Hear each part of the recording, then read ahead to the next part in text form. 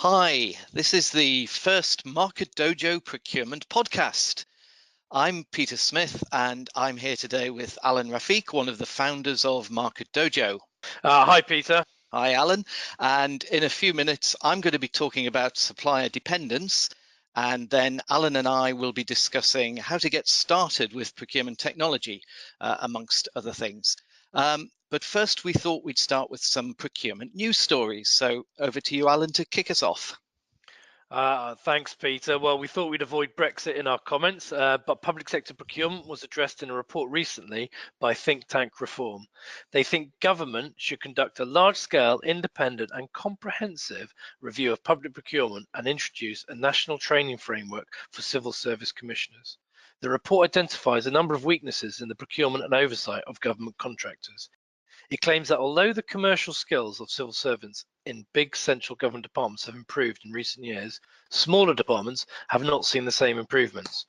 So expertise and guidance are not being effectively shared both across central government and the wider public sector. There may also be a need for an independent regulator for outsourced services, and there should be more open access to information about contracts. It's an interesting report, definitely worth a read, and you can get it from the Reform website, which is at reform.uk. So moving on to the procurement technology world, it's been an interesting couple of months. So TradeShift, one of the young but highly valued firms acting as a disruptor in that industry, announced before Christmas that they might make a bid for Basware. And that firm's a much longer established and publicly quoted Finnish firm. And Basware's products are particularly strong around purchase to pay and invoicing technology. But in the end, the bid didn't go ahead, with the conditions in the capital markets quoted as the reason. That's interesting, and it's left some observers wondering about the future of both firms. So Arrowgrass, the private equity firm that own a big chunk of Basware's equity, said they believe the value of Basware will be maximized through a combination of Basware with a strategic purchaser or the acquisition of the company by private equity. So if you've got a few €100 million lying around, you know what you can do with it. Thanks, Peter. I'm not sure if I have that in my back pocket, but I'll keep it in mind. On other news, France has set up a National Council for Collective Catering, the CNRC, to ensure that at least half the food bought by the public sector in France will by 2022 be organic, sustainable, or under official signs of quality. The CNRC will look at the nutritional quality of meals and decide whether mandatory nutritional labels should be introduced. The 50% target was introduced last year as part of measures to boost the country's farming sector and improve diets. There have been comments, of course, that the UK should do something similar. Certainly, there's inconsistency, for instance, in how hospitals buy food. Some appear to focus on buying the cheapest possible, and some see it as an intrinsic part of a treatment for patients.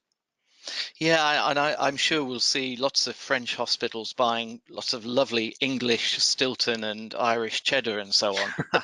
I don't think. So a quick book review. A License to Play is a new procurement book. Perhaps we should say a wider business book, and it's written by 3 practitioners, supply chain practitioners, which is in itself a little unusual. And they're from Belgium, but the book's written in English, you may be glad to hear.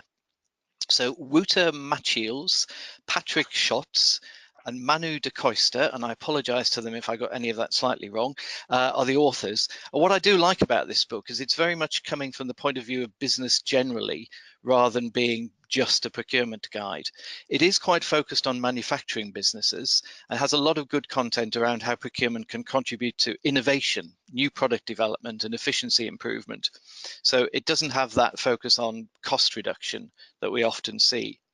Second part of the book gets into how to structure a procurement function and the skills needed by professionals under this new vision of procurement. I felt that was a bit less interesting for me than the first part, but all in all, certainly worth looking out for the book, and that's called A License to Play, and it's published by Pelkman's Pro. That's the end of our news highlights, and for the next few minutes, before we get on to the discussion with Alun, I wanted to talk about a topic I've been thinking about recently, and that's supplier dependence. Now, we probably all know that we should avoid being over-dependent on one supplier or even just a few suppliers for certain items. But sometimes the buyer may have little choice in the matter. So I'll start with a quick story. In my first job in procurement, I was buying a food ingredient that was literally unique, with only one supplier who could produce it. We'd tried for years to find an alternative, but they just didn't work in the final product. And this wasn't just a minor ingredient, it really provided the whole essence of this product. So think of ice cream without the cream, or Heinz tomato soup without the tomatoes. So there was no flexibility for us in terms of recipe, and no chance of taking any sort of risk with the product and its ingredients. So when it came to our annual negotiations, and my first year in this job, the negotiations with the supplier of this product, they were somewhat one-sided. So I was summoned to their office, and I'd start by saying, well, I've researched the costs of the materials I know go into your product. I think your raw material costs have been pretty flat in the last year. I'm happy to cover maybe a 3% increase in your labor costs and overheads. So perhaps a small price uplift of 1% for next year would be fair. And then their sales director would just say, basically, the price is going up 25%, take it or leave it. And no matter how much I argued, how much objective evidence I presented that said their pricing was unrealistic, exploitative, there was no movement from the supplier. Our negotiation position was weak. Frankly, my BATNA was non-existent because we had no alternative. But the story has a happy ending. So the brilliant research scientists at our firm eventually came up with an alternative, very similar material from a different supplier. It actually worked, satisfied all our requirements. And the next year I had the much more pleasant task of going back to the first supplier and holding a much more balanced negotiation. And that meant a cost saving of around 30% for my firm. And there are many examples where a supplier or a small group of firms has a genuine monopoly. That can range from rare minerals or chemical products to a technical product, software or design that's protected by patent, copyright, other IP protection. But my point today really is in many other cases, organizations create their own monopoly situations accidentally by not thinking about how their actions are reducing their choice when it comes to buying from third parties. So buyers aggregate spend. They reduce supplier numbers. They bundle items together into bigger contracts, which means fewer suppliers can meet all their needs. And suddenly they've created their own little monopoly. So let's look at another case study of that, this time in the automotive industry. Back in 2016, production of VW Golf cars was suspended for several days in their plant in Wolfsburg, which employed some 60,000 people. And this obviously had a huge cost for Volkswagen, as well as generating negative publicity. And there was a report on the local DE website, which is German news in the English language. And they were quoting another newspaper. So they said, according to Die Welt, ES Automobilgus GmbH is embroiled in a legal dispute with VW and has stopped delivering the cast iron parts needed to make gearboxes. This has led to huge shortages and bottlenecks in the production process. Another supplier, which makes textiles for car seats, had also stopped delivering to VW. Now, the textiles referred to there came from car trim, which had stopped deliveries of seat covers to the VW plant in northern Germany, in Emden. But both of the suppliers involved in the dispute were part of Wolfsburg-based Prevent DEV, a privately owned firm which supplies the automotive industry. And it appeared that Prevent was hitting back at VW because of a dispute after VW terminated some contracts with the firm. Because Volkswagen declined to offer compensation, Car Trim and ES Automobilgus were forced to stop deliveries, the company said in a statement issued through their parent company. Later on, the cause of the dispute was explained like this by Reuters.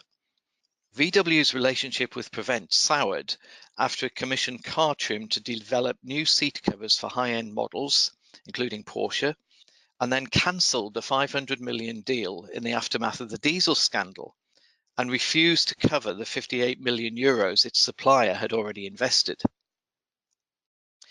Now, eventually, the State Court of Lower Saxony ordered the supplier involved to deliver the parts to VW, or else VW were given the right to seize the components themselves. They could actually send trucks to the suppliers and, with the assistance of bailiffs, seize the parts it needed to resume production. Now, we've never heard of that happening in any case prior to this. Now, cast iron parts for gearboxes or textiles for car seats don't necessarily sound like the most critical items involved in making a car. But if you're dependent on the supply of those items, if you don't have an alternative readily to hand, then you're in trouble if that supplier has a problem or decides for whatever reason that they just don't want to work with you. Indeed, the CEO of Volkswagen acknowledged this. Matthias Müller said he would be reviewing the German car giant's procurement strategy to avoid any repetition of the crippling dispute. He explained that VW would re-examine contracts that leave the group dependent on a single supplier. Very sensible, but a bit too late, perhaps, we might say. I won't do the German accent here, but we will, of course, look into questions such as multi-sourcing, single sourcing, he told reporters. We will look at our procurement contracts and try to optimize matters with all suppliers. Well, of course, that's what procurement people should be doing all the time, isn't it? As I said earlier, sometimes you can't avoid a supplier dependence situation, but often you can. It's things you do that create it. So if you haven't reviewed your own situation recently, I'd really suggest it might be a sensible thing to do. Okay, so I'm going to let someone else do some talking now. In this section of our podcast, I'm talking to Alun Rafique. As I say, he was one of the illustrious founders of procurement technology firm Market Dojo. And Alun, I want to get on to the topic of how organizations can best get started using technology to support their sourcing. But maybe let's kick off with a couple of minutes around what you and your colleagues are up to at Market Dojo. I think I first met you and Nick Drew at eWorld, not long after we'd started Spend Matters in the UK, actually, and you were still a pretty young firm at that point. Yeah, thanks very much, Peter. I was looking forward to your German accent, by the way. So, Next time. Yeah, we started the firm back in 2010. Myself, Nick, and another Nick, and we essentially started it with a view to making e-auctions more accessible to a wider audience through pay-as-you-go software. And we realized as time progressed and with feedback from our clients that kind of remit was maybe slightly limited. And so in the last 9 years now, we've developed the software to really tackle e-sourcing and supplier engagement. In other words, all kind of operational and strategic side of procurement that professionals need to tackle. And you and Nick were actually procurement practitioners yourselves, I think. So did you see things that frustrated you when you were doing the job that led you to start the firm? Well, yeah, absolutely. I mean, when I started off as an aeronautical engineer, worked in engineering and procurement back at Rolls-Royce, and I was there during a big SAP implementation. And with those BMF kind of implementations, what you can see are the challenges faced around bringing benefits to the end user. And with respect to bringing benefits to the end user, getting people to use the system to give the management the reports that they desire. And there seem to be real challenges there. And then later on, I worked for a company, boutique consultancy, selling managed e-auctions, which is I was very fortunate to meet Nick Drew, who has a lot of experience in that area. And also we collaborated with my friend from university, Nick Martin, who is a great technical capability and built the initial product. And what we'd really seen is as e-auctions had moved from the kind of consultancy side through to the end user side, some of the practices hadn't been great and some damaged the reputation of the auctions. And we really saw that there was a need in industry for a very professional, easy to use pay-as-you-go solution, so people could just run these auctions themselves with confidence that it's all going to go well and is following the correct kind of path, as it were. Okay, so you've been going for about 9 years. Your growth has been pretty steady, I think, from what I've seen. You've introduced new products, but last year there was a big change for you, I believe. Yeah, I mean, it has been going really well. We've had really solid growth. We've got great clients, and we've got a pay-as-you-go offering and a self-service offering, and we've also got an enterprise offering, and one feeds the other. And we've got tools that people enjoy using. So we took the plunge at the end of last year. We obtained investment, and that investment's going to help us just promote and grow our roadmap and for the sales and marketing. And in the last 9 months or so, I think we've grown from 7 to 20, 21 people, which has been wonderful. We've got a great team and a wonderful customer base as well. And of course, you're investing millions in these podcasts, so that's good to see. So, so an exciting future ahead, I'm sure. Let's get back to our sort of core topic for today. And I wanted to look at the situation where an organization, that could be public sector, private sector, third sector, whatever, has used mainly manual sourcing processes, ITTs, RFPs, whatever, all the acronyms, but basically seeking bids, proposals and tenders in a largely manual manner, perhaps using a bit of email. And I think there are still lots of organizations like this, aren't there? Yeah, unfortunately, I mean, I always come back to the analogy that, when an organization grows up from small to medium to large, they always have salespeople, and salespeople from the beginning need to forecast. And so they use CRM systems, customer relationship management systems to maintain information and forecast, etc. And what we see a lot of times when procurement people start with organizations, the first tool that they tend to go for isn't kind of any tool to centralize data or do it more effectively. We see a lot of times is it's still email and spreadsheets, which are great tools. They're very quick and they're very easy, but they do have some real challenges. And I think around probably 25% of the large firms only really embrace e-sourcing, with about 10% using e-auctions. And it's a big question on software providers like ourselves to develop our tools to make it easy to move away from email and spreadsheets. And I think if you could ask me the challenges, email and spreadsheets are very easy, quick to use, everyone understands them, but they have really disadvantages around scalability. Yeah, and audit trail as well. I mean, I've seen situations where somebody leaves the organization, you're trying to go back and work out where they'd got to in a procurement process, or even, God forbid, why they made a particular supplier selection decision that might look a bit dubious in retrospect. And there's just no audit trail there, is there? It's absolutely. We work with some companies who, when someone leaves, they run to the IT department to tell people to don't delete that inbox because it's got 10 years of procurement history. And exactly. And the other challenge with the email side is because it's difficult to send, run tenders with 10 suppliers via email. People limit the number of suppliers and then limit the choice, and then ultimately limit the results that they could achieve.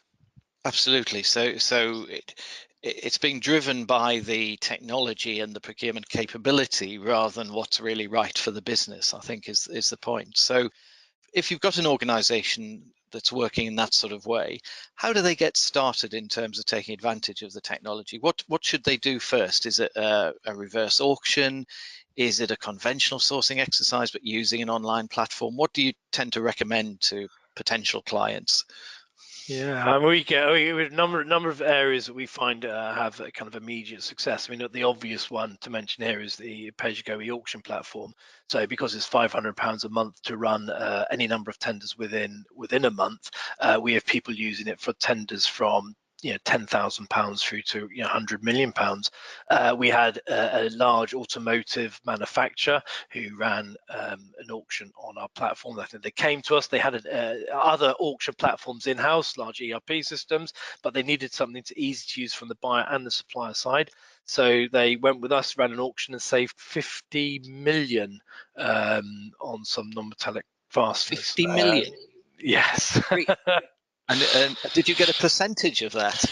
I wish, but unfortunately not. But the challenge is, these organisations, they have other tools. Unless we were a simple, easy-to-use, pay-as-you-go structure, they wouldn't have gone with us. And now, obviously, we work with them more fully because of that advantage. It is a key point, actually. I mean, not just in sourcing, but the last few years when I've spent a lot of time looking at different procurement technologies as sort of part of the Spend Matters profile, there's no doubt you can have great technology, but if it isn't easy to use and it doesn't get adopted, then it doesn't deliver any benefits, simply. So perhaps moving on from just sourcing, what other ways are there you think people who are not too advanced with technology at the moment, what other ways can they get started? What's worth them doing? Yeah, absolutely. I mean, there's a few other. I mean, just one last part on the sourcing side is actually the other area where people kind of can use this is on the very complex tender side. So when you've got multiple stakeholders, multiple people scoring the system, that's where it's difficult to run those through email. That's also a good one. But the other areas which has become very successful for us at the moment is because of our kind of self-service pay-as-you-go functionality, which drives the kind of design and tool of the rest of the products. We have got a kind of self-service onboarding system where people, if they have their own onboarding process, can just fire up and switch to Market Dojo very easily. In fact, one of our customers, EMA in the Middle East, they built the Burj Khalifa towers. They actually wanted to run, they bought a license, around 30 auctions in a month, had such advantages from it. They bought a wider license stream and also our onboarding tool. And with our onboarding tool, they onboarded, I think, 6,000 suppliers in 6 weeks, actually, I think it was. And it was, a fantastic result. And a lot of our customers are using the onboarding tool to manage risk and compliance, Monday Slavery Act, and all these kind of things, and it's even Brexit surveys. But I did promise we weren't going to mention Brexit. Yeah, it's interesting because I think onboarding, if I go back to when I was actually a procurement director, it wasn't something we thought about too much, to be quite honest. But it's become clear that so many of the other things we need to do in terms of contract and supplier management, and as you say, GDPR and all the other factors that have gone up the priority list, really, but they all depend on effective onboarding, don't they? If you don't have that record of who your suppliers really are, you've got problems. Absolutely. It's about, in terms of where people start with Market Dojo, it's either, quick ROI from auctions or complex tenders or managing that risk. And it's really key. And, 80% of our customers will start in that way. And then, 50% of those will buy again or upgrade. It helps us demonstrate our ability to deliver an ROI. Okay. Perhaps one more question going back to sourcing and auctions, and I've had discussions over the years with some people who say, well, using auctions is bad for relationships because it's hard to have a close, collaborative, strategic relationship with a supplier if you're also putting them through auctions, which can be seen as a bit of a blunt instrument, a pretty brutal approach, and obviously one that tends to drive down prices. So what do you say to that argument? Yeah, it's really, really interesting. I mean, I think when auctions have kind of moved from the hands of the consultancies to the end users, they picked up a few bad practices, which gave them the bad name. But in all fairness, they're just a tool to be used at the right point in time.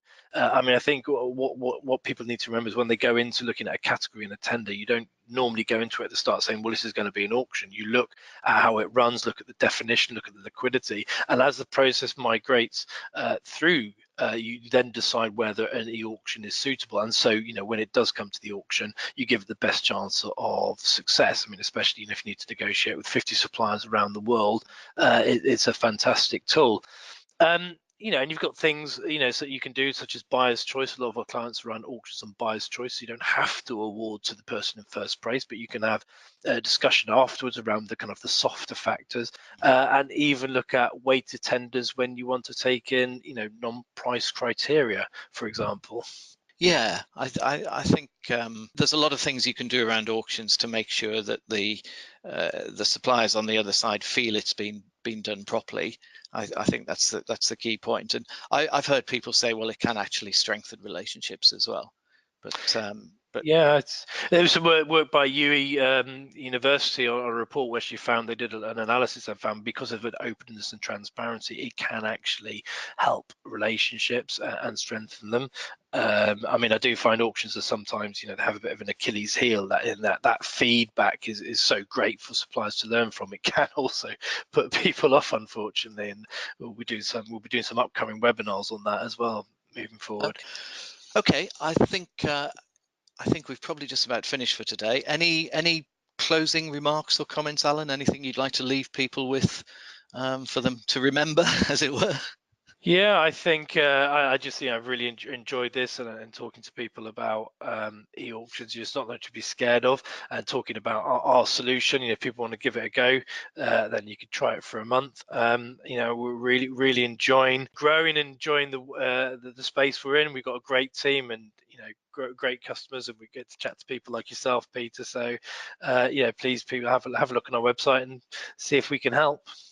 Excellent. Well, thanks very much to Alan and Market Dojo for inviting me to host this podcast. We hope you've enjoyed it, and who knows, if it goes down well, we may be back with more. So that's goodbye from me. And goodbye from me.